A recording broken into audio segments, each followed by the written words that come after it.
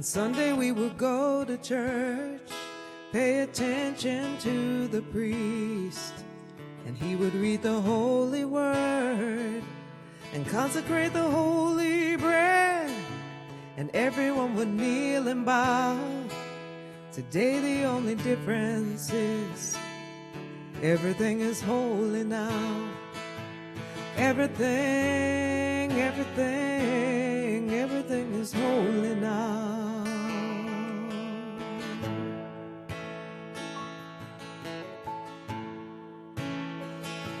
When I was in Sunday school, we would learn about the time Moses split that sea in two. Jesus made that water wine. And I remember feeling sad that miracles don't happen still. But now I can't keep track, 'cause everything's a miracle. Everything is holy now.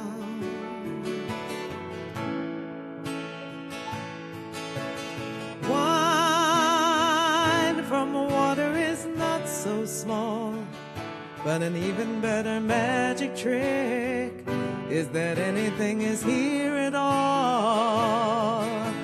So the challenging thing becomes not to look for miracles, but in finding where there isn't one. And holy water was rare at best. It barely wet my fingertips. But now I have to hold my breath, 'cause I'm swimming in a sea of it. It used to be a world half there, heaven's second rate, hand me down. But now I walk with a reverent air, 'cause everything is holy now. Everything, oh, everything is holy now.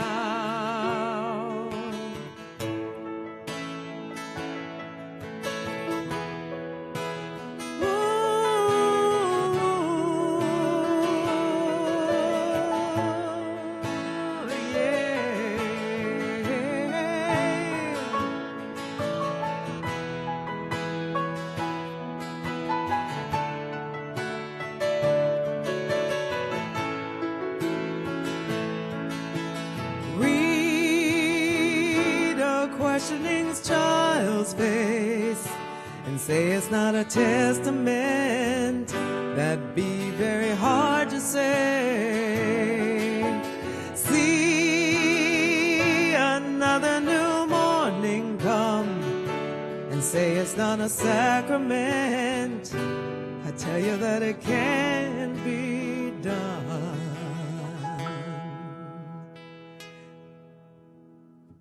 This morning outside I stood and saw a little red-winged bird shining like a burning bush, singing like a scripture verse, and made me want to bow my head. I remember when church let out, how things have changed since then, 'cause everything is holy now. Everything is holy now. Everything is holy now. Everything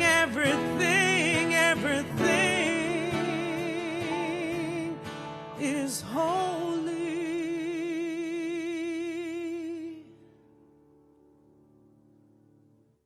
So, wherever you are, sitting, walking, eating breakfast with your friends, having coffee, or just you haven't got out of bed yet. I hope you felt that. That was amazing. I'm so grateful. Wow. I'm really grateful that Reverend Abigail acknowledged last week that we're on the land of the Suquamish and Duwamish tribal lands. Although they never thought they owned the land, by the way. There's a whole speech about that from Chief Seattle, who was their leader at the time. But I do want to share with you, I shared a quote last service, and this is a different quote, because if you Google Chief Seattle, man, was he an environmentalist to follow. He was amazing. He said, all things share the same breath, the same breath. The beast, the tree, the man.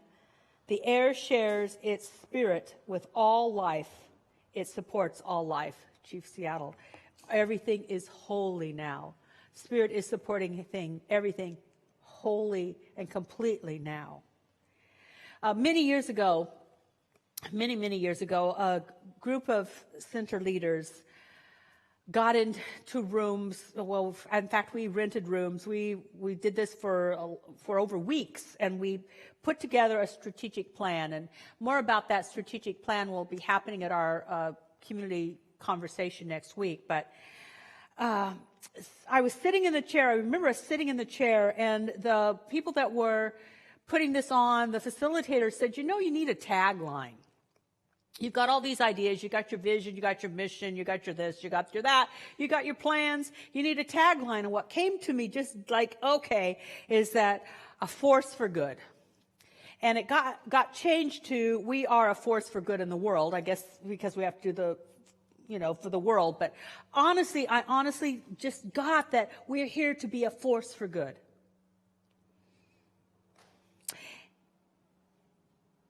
However, the Center for Spiritual Living is not me. It's not that group of people that met in a room. It is not the staff. It's not this property. It's not the leadership. The Center for Spiritual Living is anyone who lives from their spiritual center or is attempting to live from their spiritual center or really wishes they could attempt to live from their spiritual center.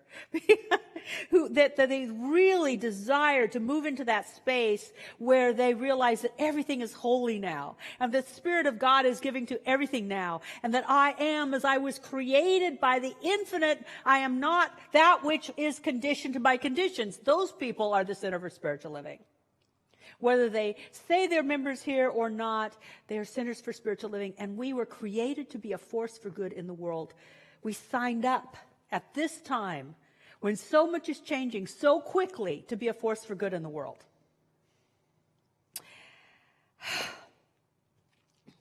So I want to just catch you up a little bit about what we believe, and I'm going to use some modern metaphors. I'll take the Matrix, Star Wars, and Avatar.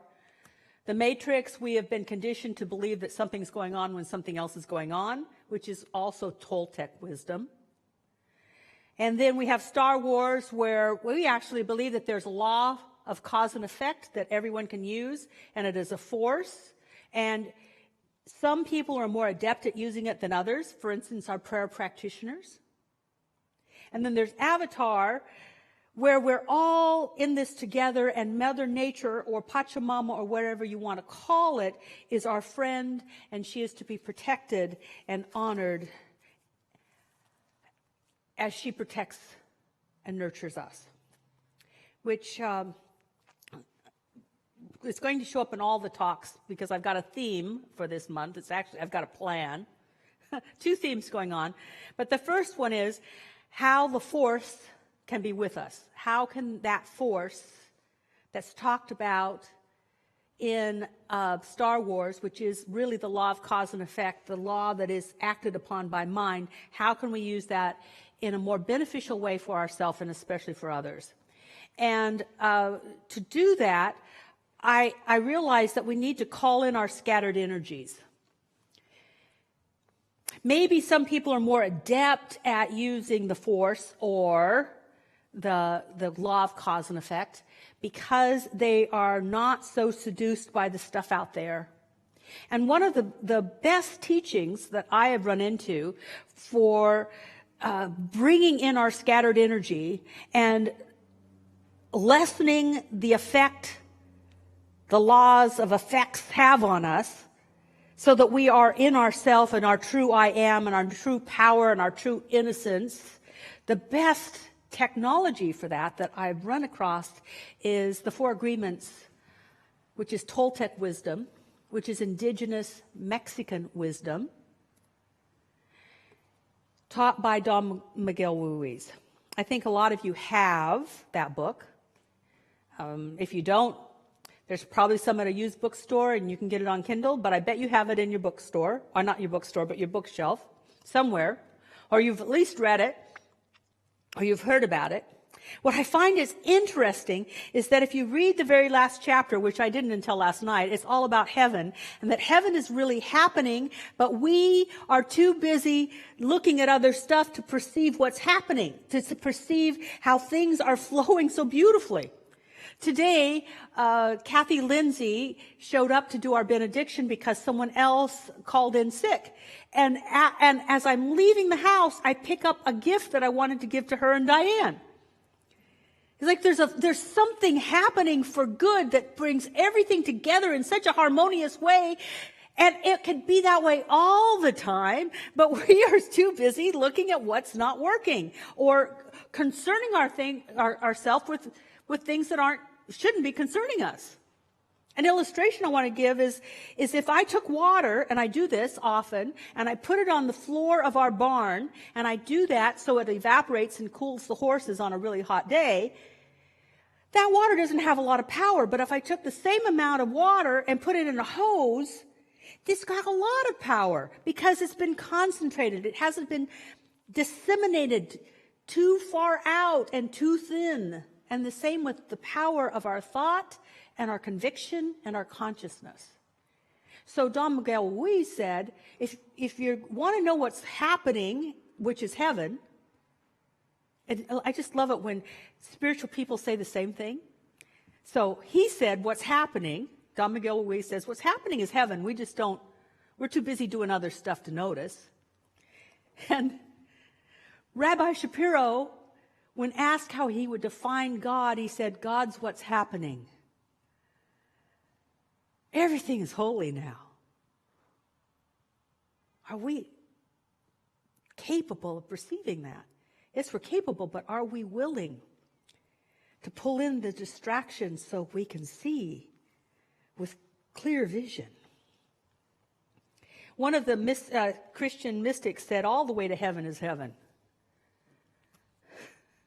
Not just when we get there.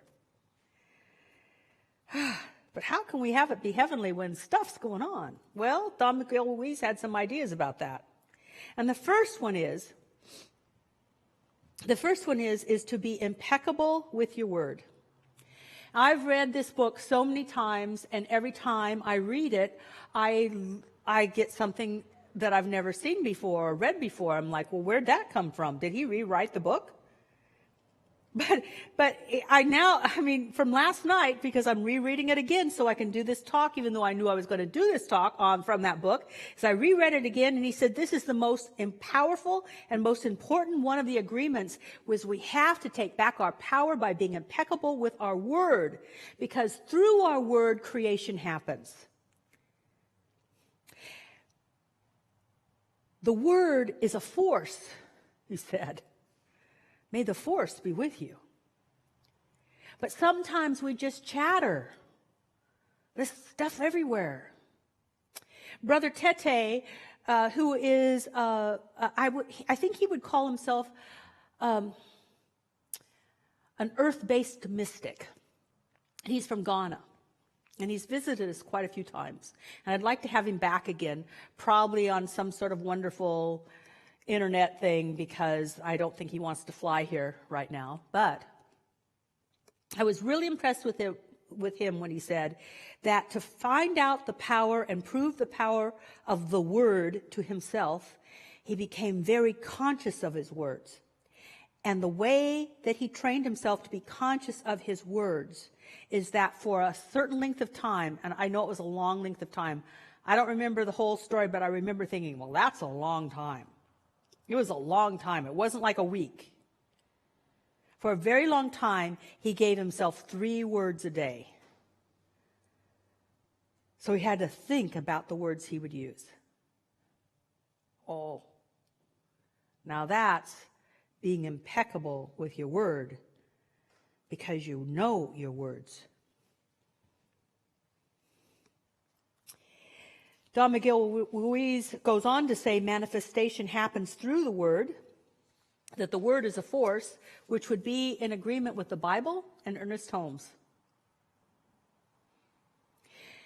And like the force, it can be used to build up or tear down. It can be used to add or subtract. It can be used to destroy or create. The Word is a power. We must use it carefully and intentionally. Impeccable means without sin. I didn't know that till last night either. Now, sin is a mistake. And it's a mistake to think that everything is less than holy now. It's a mistake to think that things are impossible, that things are beyond repair, that things are beyond hope, that things will never shift and change. That is a mistake. And we're not being impeccable with our word when we don't speak the future into creation. We are actually perpetuating the original sin, and the original sin is the sense of separation from our God and from creation and from each other. To think that we're not holy now. To think creation isn't holy now. To think that the earth isn't holy now is a mistake, and we're not being impeccable with our word. Being impeccable with your word means that you use your energy, your word, and direction to the highest truth that you know at any given time. And not use it for criticism or condemnation or what he calls, black magic and pure poison, which is gossip. How many of you, instead of really being directive, you just chatter? And yeah, well, where's that go? And how's that happening? And how's that helped? He says that he also says that we find fault in others. And if we find fault in others, it's because it lives inside of us, unrecognized and unchecked. Take that up. Take this just a second. Take a deep breath. Because I know that I'm going to say something I have never said out in public. And, but it's time. But I want you to listen to it as though this isn't about Kathianne. I want you to listen as though this might be us. He says that we find fault in others because that fault lives within us, unrecognized and unchecked. I don't know that I've been around a while. I can actually say I'm old. And I've seen a lot of stuff, and I don't think I've ever seen so much fault finding. I don't think I've ever seen so much blaming and shaming and name calling in my life. But I also know that I have to own when I might do the same thing. Me personally, I have to say that I am a much better person because Donald J. Trump was elected president in 2016. I'm a better person because it really upset me. I personally was, as my friends know and my husband know, I wanted to leave the country. I had visions of Mexico or Portugal dancing in my head. And one of my friends sort of shook me up and said, you know, I don't know how she said it, but basically she said, you're probably meant to be where you are to be right here, right now. So don't run. How many of you, when you're upset, just want to run?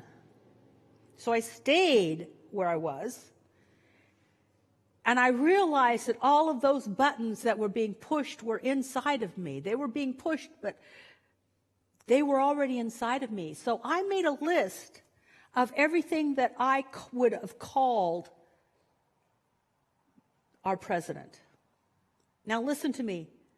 yes, I'm speaking from my being a Democrat at that time, but I also want to say really clearly that I know other people did the same thing to Barack Obama. We all project onto leaders.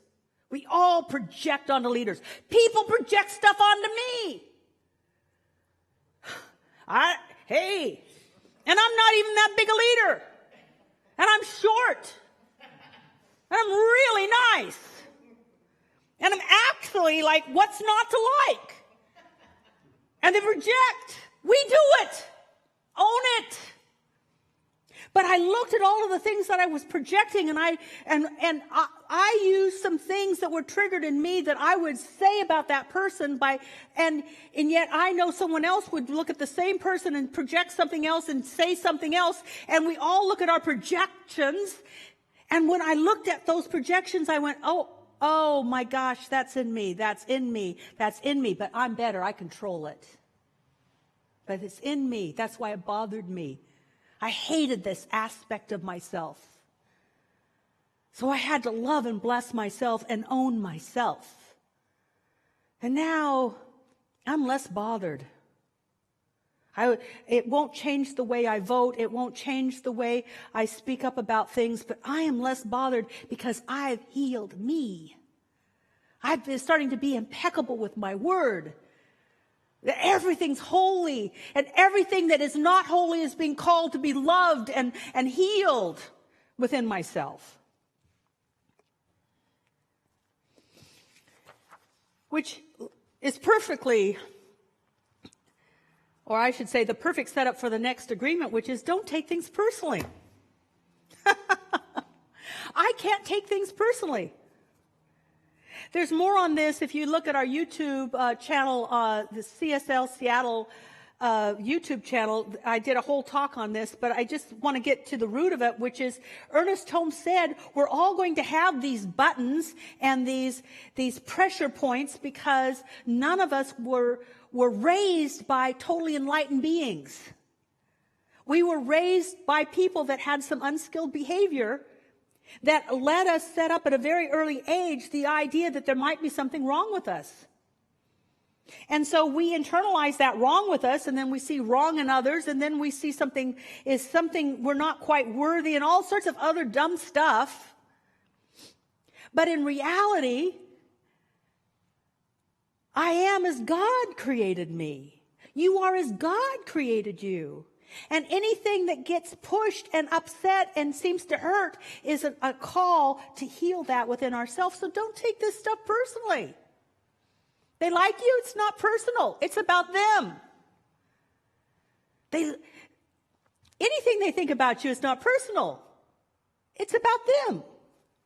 I love Don McGill-Louise said, when people compliment me, I don't take it personally because it's about them. They complimented themselves.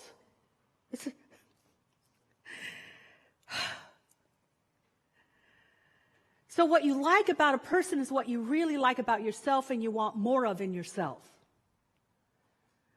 And what you don't like about someone is what you don't like about yourself, and you really want to heal within yourself and incorporate back into yourself.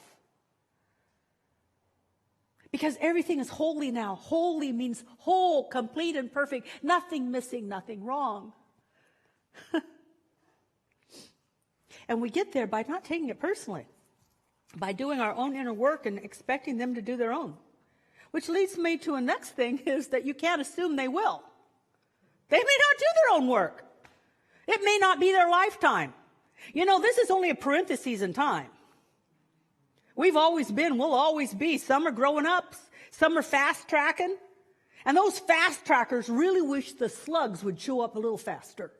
Come on, come on, come on. Don't make them wrong. God loves slugs just as much as it loves jackrabbits. And it is not holy to assume that because someone else is waking up at a different level and a different rate that you're somehow better. Don't assume that God's not in the middle of their life doing exactly what's supposed to be happening in their life. I am watching. Sometimes I will meditate and I will see, wow, that worked out perfectly. Man, we are so waking up right now. This is such a dramatic time. We need to call in our scattered energies so that the waking up process can use us to be the alarm clock for others. But we will not be an alarm clock for others when we criticize them, condemn them, or make them less than us. There is no superiority in all of creation, and there's no superiority in the mind of God. And as long as we get on our holy high horse, we are being superior, and therefore we've just proved ourselves as not woke. The last thing I can say is we get to do our best.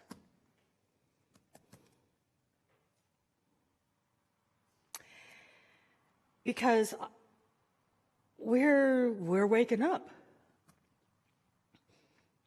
I talked about this on one of my nightly calls last week, and if you'd like to be part of my nightly calls, let us know. It's info at spiritualliving.org, and we'll put you on the list. And I'll call you every night at 8 o'clock or 8:02. And I'll just give you a little thought to think on. But last week, I talked about us always doing the best we could, and to affirm I did the best I could. That's a better affirmation to go to sleep on than, wow, I wish I'd done it different. I didn't do it like I wanted. I could have been, I should have been, I would have been. That's not a good thing to sleep on. A good thing to sleep on is, man, I didn't live up to my expectation, but I did my best. I don't think I did it quite the way I would have done it now, looking back, but I did my best. That sets us up for growth and expansion. There are times, but man, they're few and far between, that I lose my temper. But like they're this, and they're short, and there's so much space in between. Now, I can either look at this and condemn myself, or I can say, wow, Kathianne, you're getting so much better. We're all doing our best. What's important is progress. I'm not where I wish I was, but I am more of who I want to be. Self-condemnation never got anyone anywhere fast. Self-condemnation never got anyone anywhere fast. And so I can hear these things like from Don Miguel Ruiz, don't take it personally. Be impeccable with your word. Don't assume, and I do it. But I did my best, and tomorrow I'll do my best, and every day I'll do better because I'm going to do my best. And what we give our attention to increases. So I want you to pull in your energy.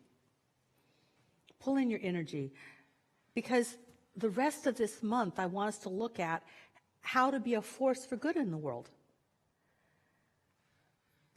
But force, like energy, like water, can be scattered all over, or it can be pulled in and made powerful, just like light. Light fills this room. But if we could take the light and put it into a small beam, it could cut through things. This force that we live, move, and have our being in, when we pull in our scattered energy, we can become the place that becomes focused to cut through the mistakes and the prejudices and the disbelief that human beings have.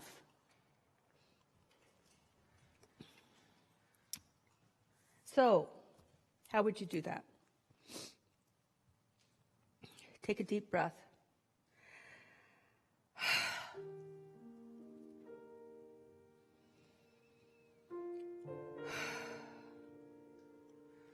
Pulling in energy is like pulling in energy from the four directions.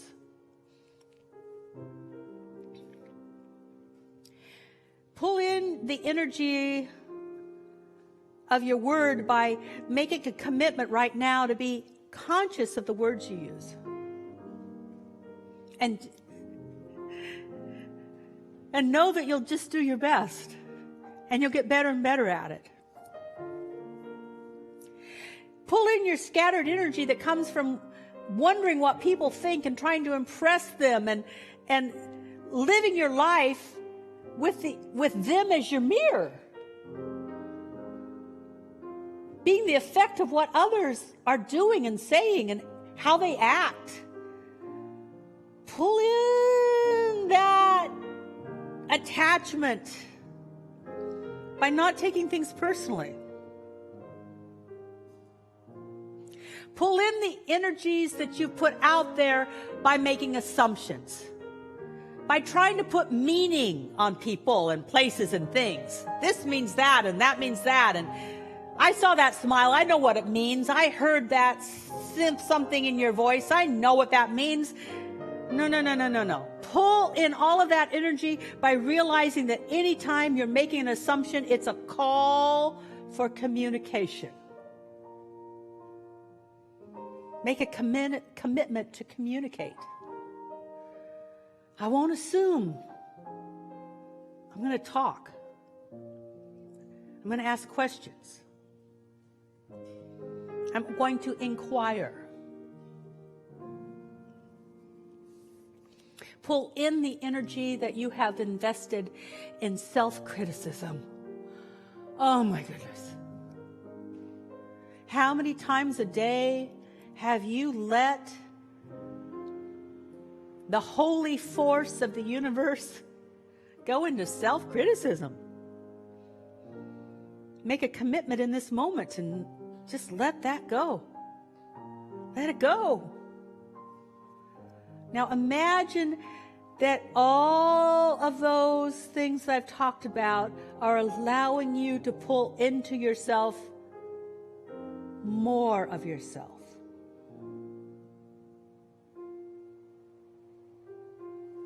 So that you can become the laser-like